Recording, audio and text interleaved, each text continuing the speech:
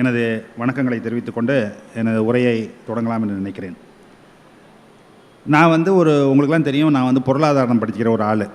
என்கிட்ட இந்த நூலை கொடுத்து சிறுகதையை கொடுத்து எனக்கு இதுக்கு நீங்கள் இதை பற்றி ஒரு தலைமை உரை நிகழ்த்தணும் அப்படின்னு சொல்கிறது எவ்வளோ பொருத்தமாக இருக்குன்னு எனக்கு தெரியல. அது நான் பண்ண மாட்டேன்னு சொன்னால் ராஜசேகர் கோச்சுக்குவார். ஏன்னா நாளைக்கு ஏதாவது புத்தகம் வேணும்னு ஃபோன் பண்ணணும்னு வச்சுங்க, மனசில் வச்சுருப்பார். வாழ்த்து சொன்னால் வாழ்த்து சொல்ல மாட்டேங்க, நான் இப்போ புத்தகம் வேணும் மட்டும் நமக்கு ஃபோன் பண்ணுறான் பாருன்ட்டு. அதனால் சொன்னோன்னே அதுக்கு பயந்துக்கிட்டு ஒத்துக்கிட்டேன். சரிங்க, கண்டிப்பாக. ஏன்னா ஒரு தடவை அவர்கிட்ட ஃபோன் பண்ணி எனக்கு இந்த மாதிரி புலவர் குழந்தை எழுதிய ராவண காவியம் வேணும்னு அடுத்த நாளே கொடுத்து அனுப்பிச்சிட்டாரு. அதை நான் காப்பாற்றிக்கணும்ல அந்த இதை. அதனால் நான் உடனே சரின்னு சொல்லிட்டேன். நான் கதைகள் படிக்கிறது உண்டு. எப்படின்னு கேட்டிங்கன்னா எனக்கு அதில் ஒரு ஆர்வம் இருக்கிறதுனால பொருளாதாரம் தவிர்த்து கதைகள்லாம் நிறைய படிக்கிறது உண்டு. அந்த வகையில் கலைஞருடைய கதைகளையும் படிப்போம். கலைஞர் மீது நமக்கு இருக்கக்கூடிய பற்றின் காரணமாக படிப்பதும் உண்டு. ஆனால் எல்லாத்தையும் சேர்த்து ஒரே நூலாக படிக்கும் பொழுது எனக்கு ரொம்ப ஆச்சரியமாக இருந்தது. என்னன்னு கேட்டிங்கன்னா, உங்களுக்குலாம் நல்லா தெரியும், கலைஞர் இந்த தமிழ்நாட்டை எப்படி தலைகீழாக மாற்றி அமைத்து விட்டு போயிருக்கிறார் அப்படிங்கிறது. நான் அவரை திரும்ப திரும்ப சொல்வது, நான் எழுதிய புத்தகத்தில் இந்த நூலை அவருக்கு சமர்ப்பித்து அதில் என்ன எழுதினேன் அப்படின்னு கேட்டிங்கனாக்கா, கலைஞர் இன்றைய நவீன தமிழகத்தின் சிற்பி, அவருக்கு தான் அந்த நூல் சமர்ப்பிக்கப்படுகிறது அப்படின்னு சொல்லிட்டு. ஏன் அது மாதிரி சொன்னோம் அப்படின்னு கேட்டிங்கன்னா, சும்மா நம்ம கட்டடங்களை பார்த்தா நம்ம சொல்லிட்டு போனோம். நம்ம கட்சிக்காரர்கள்லாம் என்ன செய்வார்கள் கேட்டிங்கன்னா, பத்தியா கன்னியாகுமரியில் திருவள்ளுவருக்கு செலவு வச்சுருக்காரு, அண்ணாவுக்கு நூற்றாண்டு நூலகம் கட்டி வச்சுருக்காரு, ஜெமினி பாலம் கட்டினார், வள்ளுவருக்கு கோட்டம் அமைத்தார் அப்படின்லாம் சொல்லுவாங்க. ஆக்சுவலாக அவர் பண்ணியிருக்கிற வேலை என்ன அப்படின்னு கேட்டிங்கன்னா, நம் தமிழ் சமுதாயத்தை எப்படி மாற்றி இருக்கிறாருங்கிறது. முதல்ல நமக்கு லெனின் சொல்லும்போது ஒரு விஷயம் சொன்னார். என்ன அப்படின்னு கேட்டிங்கன்னா, நம்ம தமிழ்நாடு மட்டும்தான் பசிப்பிரி அணியாத மாநிலம் அப்படிங்கிறத மாற்றி அமைத்தது கலைஞர் அப்படின்ட்டு. அவர் அது மட்டும் பண்ணலை, அதில் ஆரம்பித்து கடைசி வரைக்கும் இன்னும் எத்தனையோ பண்ணி வச்சுட்டு போயிருக்காரு. எல்லாத்தையும் சேர்த்து பார்க்கும்போது நமக்கு எப்படி இருக்குது அப்படின்னு கேட்டிங்கனாக்கா, ரொம்ப பிரமிப்பாக இருக்கும். நான் தான் போன தடவை இந்த அண்ணா நூற்றாண்டு நூலகத்தில் நமது இவர் கலைஞர் டிவி ஆசிரியர் இருக்கார்ல, திருமாவேலன் புக்கு வெளியிட்டு நான் பேசும்போது சொன்னேன், கலைஞர் இப்பொழுது இருந்திருந்தால் நான் அவரிடம் நேராக சொல்லியிருப்பேன். என்ன அப்படின்னு கேட்டிங்கனாக்கா, நீங்கள் நெஞ்சுக்கு நீதியில் அதையெல்லாம் எதையுமே பதிவு செய்யவில்லை அப்படின்ட்டு. என்ன சிந்திச்சிங்க அதை பற்றி அப்படின்ட்டு. அப்புறமா எனக்கு என்ன ஆச்சரியமாக இருந்ததுன்னா, இந்த புத்தகத்தில் இருக்கக்கூடிய ஒரு 15-20 கதைகளை படித்த பிறகு தான் எனக்கு தெரிந்தது, நேரடியாக அவர் அதை பதிவு செய்யவில்லை நெஞ்சுக்கு நீதியில். ஆனால் இந்த கதைகளில் எல்லாத்துலேயும் என்ன இருக்குது அப்படின்னு கேட்டிங்கனாக்கா, அதை பற்றிய பதிவுகள் இருக்கிறது. எப்படி அப்படின்னு கேட்டிங்கன்னா, இதுக்காக இது செய்த இதுக்காக என்ன தொடர்புபடுத்தி சொல்லவே இல்லையே தவிர, அவருடைய கனவு இருக்குல்ல, அவர் 20 வயதிலிருந்து தொடர்ந்து அவர் கண்ட கனவு தமிழ்நாட்டை பற்றி, தமிழ் மக்களை பற்றி, அது பல இடங்களில் அதில் பதிவு பண்ணிகிட்டே போகிறார். எப்படின்னா, அதில் கதையில் வரக்கூடிய கதை மாந்தர்கள் பேசுவதாகவோ அல்லது அவர்கள் காணும் கனவாகவோ அது தொடர்ந்து பயணித்து கொண்டே இருக்கிறது. இப்போ முதல் கதை எடுத்துக்கிட்டிங்கனாலே, முதல்ல இருக்கக்கூடிய கதை அதில் எடுத்து பார்த்தீங்கன்னாக்கா, கிழவன் கனவு, அதுதான் அந்த கதையினுடைய தலைப்பு. அதில் எழுதுகிறாரு பாருங்க, அவர் ஆச்சரியமாக இருக்கும் உங்களுக்கு. இந்த பாருங்கள், அந்த கனவை சொல்கிறார் பாருங்கள். அந்த கதாநாயகன் பேர் விபுலானந்தர். அவர் காதலித்து மனம் பிடித்து அதற்கு பிறகு அங்கிருந்த ஊரில் இருந்தக்கூடிய ஒரு சதியினால் சிறைக்கு போக வேண்டிய ஒரு சூழல், சிறையிலிருந்து திரும்பி வந்த பிறகு மனைவியை பார்த்த பிறகு அவர் கனவு கண்டார். எப்படி கனவு கண்டார்னா, எங்கு பார்க்கினும் விடுதலை விருத்தம், எங்கும் சமதர்ம சங்கநாதம், தமிழொலியை அரசியலில் இணைத்து திராவிடர் உரிமையோடு, உடைமையோடு, உண்மையோடு, உள்ள எழுச்சியோடு உவகை உந்த வாழ்த்திடும் வரலாறு. ஒரு தமிழன் தன்மானமின்றி ஐயரை சாமி என்று அழைத்ததற்காக 6 மாத கடுங்காவல். யோசிச்சு பாருங்களேன் எப்படி கனவு கண்டாருன்ட்டு. அடுத்தது, சாது என கூறி சூது செய்த ஒருவன் சாகும் வரையில் சிறைப்பட்டான். பட்டமும் பதவியும் நமது திட்டம் என ஒரு பத்திரிகாசிரியன் எழுதியதற்காக மக்கள் மன்றத்திலே அவன் மடையன் எனப்பட்டான். ஏழையை பார்க்க வேண்டும் என்ற ஆவல் மிகுதியாக ஏற்பட்டதாம் ஆனிரைக்கோ என்ற தமிழனுக்கு. சாதி, மதம், கடவுள்கள் என்ற கற்பனை பூச்சாண்டிகள் ஒரு காலத்தில் தமிழ்நாட்டில் உலவினை என்று உரநெஞ்சன் என்ற சரித்திர ஆசிரியர் திராவிட மீட்சி என்ற நூலில் குறிப்பிட்டிருந்தார். இந்தி எதிர்ப்பு, சிறைச்சாலை, தாளமுத்து நடராஜன் களப்பலி, தமிழை காக்க சிறை சென்ற பெண்மணிகளின் புறநானூறு, மானம் காக்க மணவர் செய்த கிளர்ச்சி, ஓமான் கடல் மறைத்த சர் செல்வம், தியாகம், நாயர், பனகல் என்பன போன்ற வரலாறுகள் விளக்கமாயின. வாழை வாழ் முத்தமிட வாழ்ந்தோம், ஆரியரிடம் தாழ்ந்தோம், அடியோடு வீழ்ந்தோம் இல்லை, அதோ நமது விடுதலை கொடி என காதலன் ஒருவன் காதலியின்பால் உரைத்து அவ்வுரைக்கு 1000 முத்தங்கள் பரிசு பெற்றான். இன்று திராவிடம் மீட்சி பெற்ற நாள், திராவிட நாடு, திராவிடத்திற்கான தினம், திராவிடர் திருநாள் என இளைஞர்கள் எக்காலமிட்டு செல்கின்ற தெருவில். இதுதான் அந்த கனவு.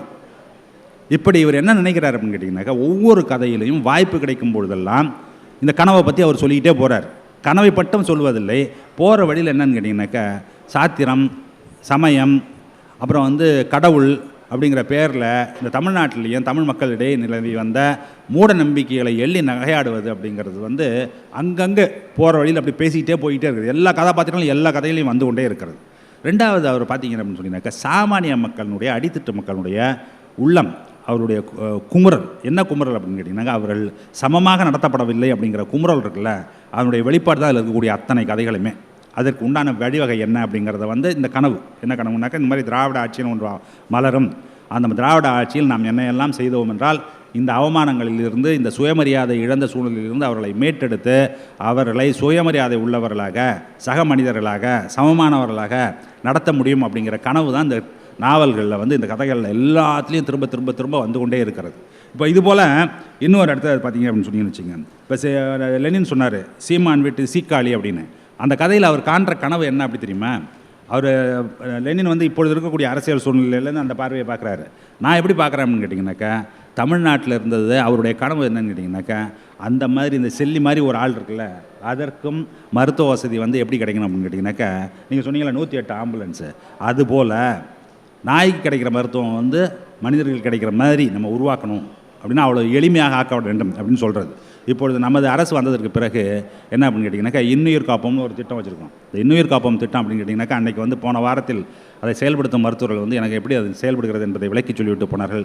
அதை கேட்டுட்டு எனக்கு ரொம்ப ஆச்சரியமாக இருந்தது. அமெரிக்காவில் இருக்கும் எனது புதல்வரிடம் பேசி கொண்டிருக்கும்போது சொன்னேன் நான், இந்த மாதிரி ஒரு திட்டம் அங்கே தமிழ்நாட்டில் செயல்பட்டுக்கிட்டான். அவன் சொன்னால் இங்கேயே அது மாதிரி கிடையாது, இன்சூரன்ஸ் இல்லை அப்படின்னு சொன்னீங்கன்னாக்கா தெருவில் தான் கிடக்கணும். அங்கெல்லாம் இங்கே எப்படி இருக்குது அப்படின்னு கேட்டிங்கனாக்கா, ரோட்டில் வந்து ஆக்சிடென்ட் நடந்ததுன்னா நீ எந்த ஊருக்காரன், நீ தெலுங்கு பேசுகிறியா, தமிழ் பேசுகிறியா, மலையாளம் பேசுகிறியா, அல்லது வந்து நீ பூணூல் போட்டிருக்கியா, குடுமி வச்சுருக்கியா, அல்லது நீ வந்து அமெரிக்காக்காரனா ஆஸ்திரேலியாக்காரனா எதுவும் பார்க்குறதில்ல.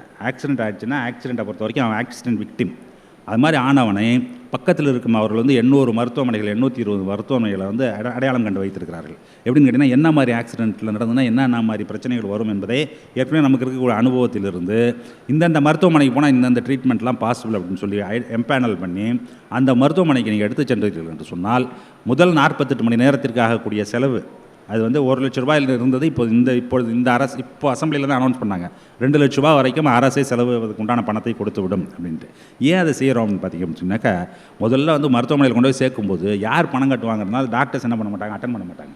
அந்த மாதிரி சூழ்நிலை இருக்கக்கூடாது. ஏன்னு கேட்டிங்கன்னா, ஃபஸ்ட்டு ஆக்சிடென்ட் ஆச்சுனாக்கா 48 மணி நேரத்திற்கு என்ன சொல்லுவார்கள் சொன்னால் அது வந்து கோல்டன் ஹவர்னு சொல்லுவாங்க. அந்த கோல்டன் ஹவரில் அதை அட்ரஸ் பண்ணிங்க அப்படின்னு சொன்னால் பெரும் சேதாரங்களிலிருந்து நம்ம வந்து ஆக்சிடென்ட் காப்பாற்ற முடியும். அந்த போன்ற ஒரு திட்டம் தமிழ்நாட்டில் செயல்பட்டு கொண்டிருக்கிறது என்பதை கோயம்புத்தூரில் இருக்கக்கூடிய கங்கா ஆஸ்பத்திரி இருக்குல்ல, உங்களுக்குலாம் தெரியும் அந்த ஹாஸ்பிட்டலை பற்றி. அதான் ரொம்ப ஃபேமஸான ஹாஸ்பிட்டல். ஆக்சிடென்ட் ஆச்சுனாக்கா அங்கே தான் அழைச்சிட்டு போவாங்க. அதாவது கை தனித்தனியாக போச்சுன்னா கூட ஒட்ட வச்சு சரி பண்ணக்கூடிய அளவுக்கு ரொம்ப சொஃபிஸ்டிகேட்டான ஹாஸ்பிட்டல் அது. அந்த ஆஸ்பத்திரியினுடைய நிர்வாக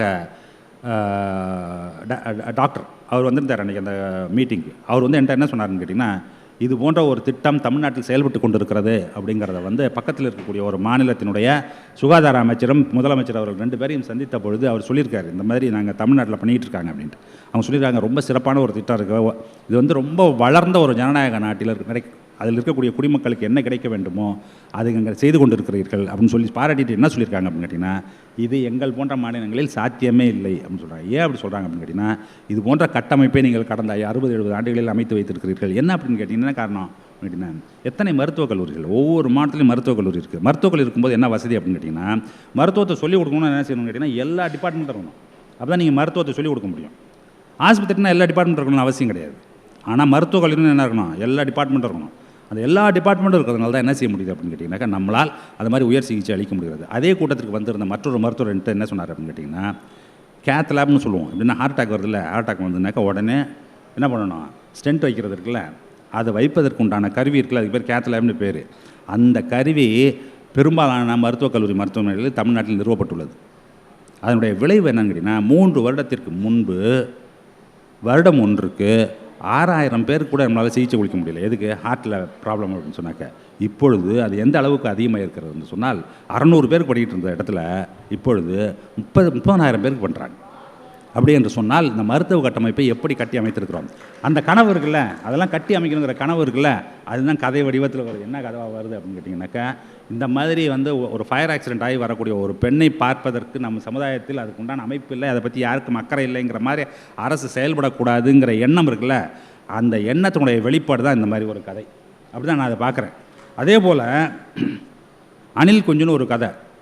அப்புறம் வந்து நம்ம மாவட்ட செயலர் வந்து வந்தோன்னே கௌரவராஜர்கிட்ட கேட்டார், இதெல்லாம் இந்த கதையெல்லாம் எப்போ எழுதினாருன்னு ரொம்ப ஒன்றும் குறிப்பு இல்லையா, குறிப்பு தான் நல்லா இருந்திருக்குமே அப்படின்னு அவர் சொல்லும்பொழுது நான் அவர்கிட்ட சொன்னேன், எல்லா கதைக்கும் நம்ம குறிப்பு வச்சு கண்டுபிடிக்க முடியாது, ஆனால் சில கதைகளில் கண்டுபிடிச்சிடலாம். இப்போ இந்த அணில் குஞ்சுங்கிற கதை நமக்கு நல்லா தெரியும், பாபரி மஸ்ஜித் எடுத்த போது தான் எழுதியிருக்கிறாரு என்று.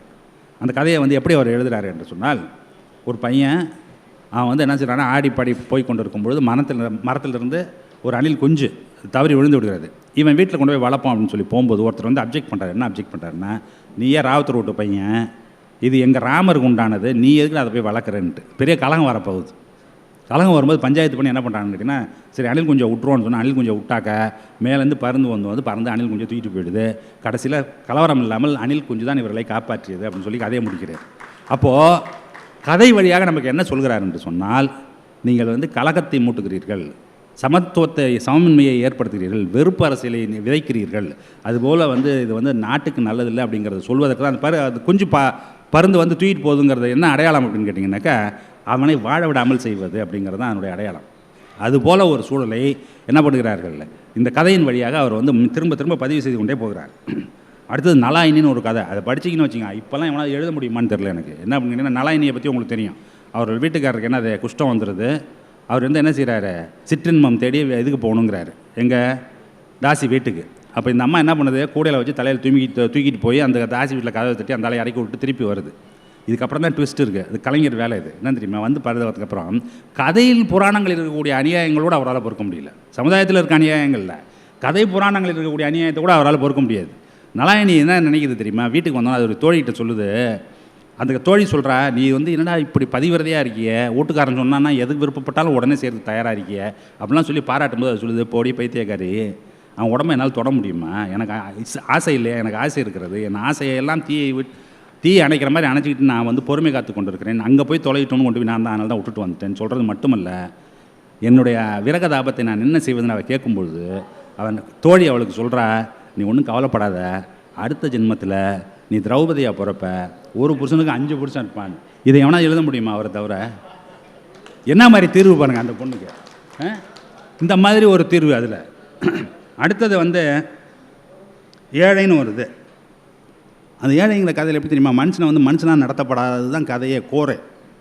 அதனால தான் வந்து நான் என்ன நினைக்கிறேன் அப்படின்னு கேட்டிங்கனாக்கா, தமிழகத்தில் சாப்பாட்டுக்காக போய் தன்னுடைய சுயமரியாதை இழப்பது அப்படிங்கிற சூழ்நிலையை மாற்றி அமைத்ததற்குள்ள இந்தியாவிலே வேறு எந்த மாநிலத்திலும் கிடையாது, தமிழ்நாட்டில் மட்டும் அவர் செய்து காட்டி விட்டு போயிருக்கிறார். அதனுடைய விளைவு தான் இன்றைக்கி என்எஸ்எஸ் டேட்டா எடுத்து சொல்கிறான். என்ன சொல்கிறான்னு கேட்டிங்கனாக்கா, இந்தியாவில் 3 வேளை உணவு சாப்பிடுவர்கள் எங்கே இருக்கிறார்கள், ஒவ்வொரு மாநிலத்திலும் எவ்வளோ பேர் இருக்காங்க அப்படின்னு பார்க்கும்பொழுது தமிழ்நாட்டில் 99.7% வருது, 0.3% எவ்வளோ விரதங்கிறத இருப்பான்னு நினைக்கிறேன். அமாவாசை பௌர்ணமின்னு விரதம் இருப்பானுல்ல, அதனால் அது 0.3 இல்லை, மீதி எல்லாம் 99% பேர் என்ன இருக்காங்க கேட்டிங்கன்னா 3 வேளை சாப்பிடுவார்கள். அதே மாதிரி கேரளாவில் இந்த 2 மாநிலத்தில் 99 பேர் 3 வேளை சாப்பிட்றாங்க. குஜராத்தில் எவ்வளோ பேர் இருக்காங்க கேட்டிங்கன்னா 30 விழுக்காடு இல்லை. அந்த மாதிரி ஒரு சூழல் இருக்கிறது. அந்த மாதிரி ஒரு சூழலை மாற்றி அமைத்து காட்டியது தான் இது. அதுக்கு உண்டான கதை தான் என்னன்னு கேட்டிங்கனாக்கா இந்த ஏழை அப்படிங்கிறது. அதுபோல் மயிலழகுன்னு ஒரு கதை. அந்த மயிலழகுங்கிற கதையில் வந்து மதம் சார்ந்த வேற்றுமையை வந்து எப்படி எடுக்கிறாருனாக்கா, வரலாற்று புதினமாக அதை படைத்து மதுரை மாநகர வீதிகளிலே சமணர்களுக்கும் சைவர்களுக்கும் நடக்கக்கூடிய சண்டையில் சமண துறவிகள் எப்படி வெட்டி கொல்லப்படுகிறார்கள் அப்படிங்கிறத பார்த்துட்டு ஒருவன் வீண்டெடுத்து அந்த கதை வந்து அந்த கதையினுடைய நாயகன் அப்படின்னு இருக்கான். என்ன அப்படின்னு கேட்டிங்கனாக்கா, என்னடா அது ஊர் மதத்தின் பேரால் ஒருத்தனை அழித்து ஒழிப்பதுங்கிறது எந்த விதத்தில் நியாயம் அப்படின்னு வெகுண்டெடுக்கிற கதை தான் அந்த மயிலழகுங்கிறது. அடுத்தது வந்து முத்துமாலைன்னு ஒரு சிறுகதை. அதில் வந்து எப்படி இருக்கும் அப்படின்னு கேட்டிங்கனாக்கா, காதலா அதில் நாட்டு மக்களின் உரிமையா அப்படின்ட்டு அந்த முடிவு வரும்பொழுது, அந்த கேள்வி வந்து அவன் ஒருத்தனிடம் வந்து நிற்கும் பொழுது அந்த கதையினுடைய கதாநாயகன் என்ன முடிவு பண்ணுறாங்க அப்படின்னா, நாட்டு மக்களின் உரிமை தான் மிகவும் முக்கியம் அப்படின்னு சொல்லிட்டு அந்த முடிவுக்கு வருகிறான். அடுத்து ஒரு கதையில் அருவின்னு ஒரு கதை. அது ரொம்ப சுவாரஸ்யமான ஒரு கதை. அந்த கேரக்டர் வந்து ஆக்சுவலாக அவராக இருப்பான்னு எனக்கு ஒரு சந்தேகம் இருக்குது. ஏன் சந்தேகம் இருக்குதுன்னு கேட்டிங்கன்னா, ஒரு காதலன் ஒரு காதலி, அந்த காதலன் வந்து அருமையாக ஓவியம் வரையக்கூடியவன். அந்த காதலி என்ன சொல்கிறான், என்னை பற்றி ஒரு என்ன ஒரு ஓவியமாக வரைந்து தருகிறான்னு கேட்கும்பொழுது வரைந்து தருகிறேன் அப்படின்னு சொல்கிறான். சரின்னு ஒரு 10 நாள் உனக்கு நேரம் கொடுத்துட்டு அவள் போயிடுறா, வெளியூர் போயிடுறா. திரும்பி வந்ததுக்கப்புறம் அவள்கிட்ட கேட்குறா, நீ வரைஞ்சிட்டேன், நான் ரெடியாக இருக்கேன் அப்படின்ட்டு. சரி காட்டுங்கிறான். பார்த்தாக்கா அருவியிலிருந்து கொளுத்தி விட்டு வந்து அமர்ந்திருப்பது போல் அந்த ஓவியம் படைக்கப்பட்டிருக்கிறது. அவள் ஒன்று ஒன்றா சொல்லிகிட்டே வர்றாரு. யார் அந்த கதாநாயகன் சொல்கிறார், இதுக்கு பற்றியா, ஏன் குடம் வச்சுருக்கேன் பற்றியா, ஏன் முடி இப்படி வச்சுருக்கேன் பற்றியா, ஏன் உன் கண்ணை இப்படி இருக்குது பற்றியா, ஏன் ஓடி இப்படி இருக்கு பற்றியா, ஒன்று ஒன்றா விவரிச்சுட்டே வரும்போது ரொம்ப எல்லாம் சிறப்பாக இருக்குது, ரொம்ப மகிழ்ச்சியாக இருக்குது, நான் இவ்வளோ அழகாக இருக்கேன் அப்படிலாம் பெண் கேட்டுகிட்டே வர்றா. கடைசியில் ஒரு திடீர்னு அந்த பொண்ணு சிரிக்குது. ஹான்னு. ஏன் சிரிக்கிறேன்னு கேட்குறான். என்ன இவ்வளோ பெரிய ஓவியனாக இருக்க, உனக்கு ஒரு இது இல்லையே என்ன அப்படின்னு கேட்குறான். அறிவியலில் குளிச்சுட்டு வந்தவளுக்கு பொட்டு அழியாமல் இருக்குமா, நெத்தியில் பொட்டு இருக்கு பாரு அதில் அப்படின்ட்டு.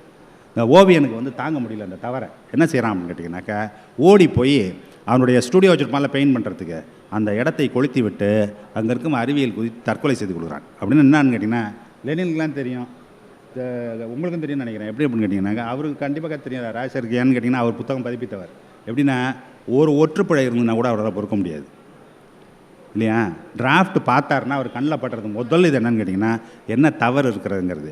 அந்த வேலையை எந்த வேலையை செய்தாலும் சிறப்பாக செய்ய வேண்டும், பொறுப்பாக செய்ய வேண்டும் அப்படிங்கிறதுல அவர் மிக மிக கவனம். அவர் மட்டும் இல்லை, அவரை சுற்றி இருப்பவர்கள் எல்லோருமே. கௌரவ ராஜசேகர் என்கிட்ட வந்து முதல்ல என்கிட்ட பேசும்போது சொன்னார் எப்படின்னு கேட்டிங்கன்னா, அவருக்கு புத்தகம் போடுறது அவ்வளோ எளிதில்லைங்க. அவர் என்ன சொல்கிறாரோ அதை அப்படியே செய்யணும். அவர் சொன்னதை செய்யலைன்னு சொன்னாக்கா அவர் ஒத்துக்கொள்ளவே மாட்டார்ன்ட்டு, பொறுக்க மாட்டார்னு. அது வந்து இந்த கதையிலேயே வெளிவருகிறது. அதுபோல் ஒவ்வொரு கதையிலையும் எடுத்து பார்த்தீங்க அப்படின்னு கேட்டிங்கனாக்கா, ஒன்று சமுதாயத்தில் இருக்கக்கூடிய பிரச்சனைகள், அதுக்கு உண்டான தீர்வுகள் அதுதான். ஆனால் இவர்களுக்கும் மற்றவர்களுக்கும் என்ன வேறுபாடு அப்படின்னு கேட்டிங்க அப்படின்னு சொன்னாக்கா, இவர் வந்து கதையே எழுத தெரியல இவருக்கு. இவர் வந்து ஒரு கலைஞர் அல்ல. இவருக்கு கதை எழுதுவதற்கு இவர் வந்து பிரச்சாரம் தான் செய்து கொண்டிருக்கிறார் அப்படிங்கிறது தான் அவர் மீது வைக்கப்பட்ட குற்றச்சாட்டு. யார் அந்த குற்றச்சாட்டை வைப்பா, யார் அந்த குற்றச்சாட்டை வைக்கிறார்கள் என்பதையும் அதற்குண்டான பதிலையும் மிக பிரபலமான கவிஞர் பிரமிழ், அவரை பற்றி தெரியல உங்களுக்கு. அவர் ஒரு கட்டுரை எழுதியிருக்காரு. அதில் கலைஞரை பற்றி அவர் என்ன சொல்கிறாருன்றதை படிக்கிறேன்.